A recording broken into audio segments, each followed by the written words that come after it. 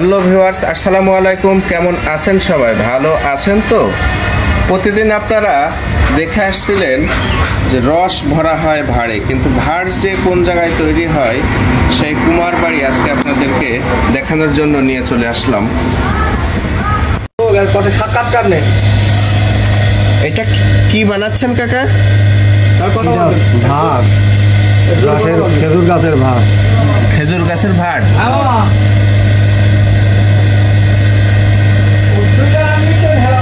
দিনে কয়টা করে বানাতে পারেন? দিনে কয়টা করে বানাইতে পারেন? 40-50টা হয়। কত করে বিক্রি করেন এগুলা? 40, 35, 50।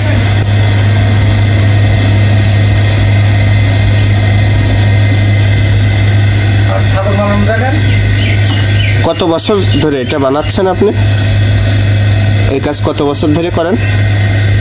55 বছর।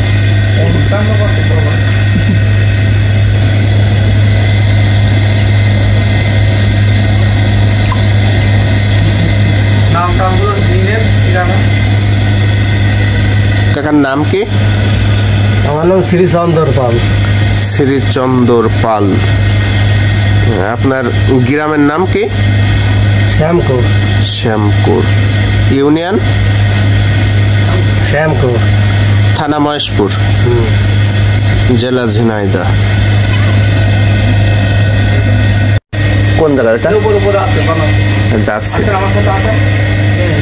ওই এখনে তুলে তোলা লাভ নেই, এখনে বানাই তখন এখনে পল দৌড়াচ্ছে।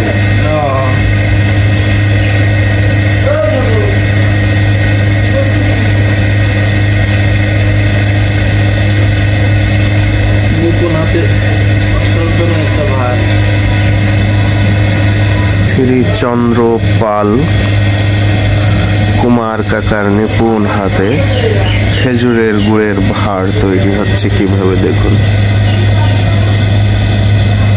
এই ভাঁড়টি তৈরি করে মার্কেটে বিক্রির সময় 35 থেকে 40 টাকায় বিক্রি করে, কিন্তু তাদের একটাই কষ্ট, শ্রম অনুযায়ী তারা দাম পায় না। দাম নেই, যার কারণে এই শিল্পটি আস্তে আস্তে বিলুপ্ত হওয়ার পথে।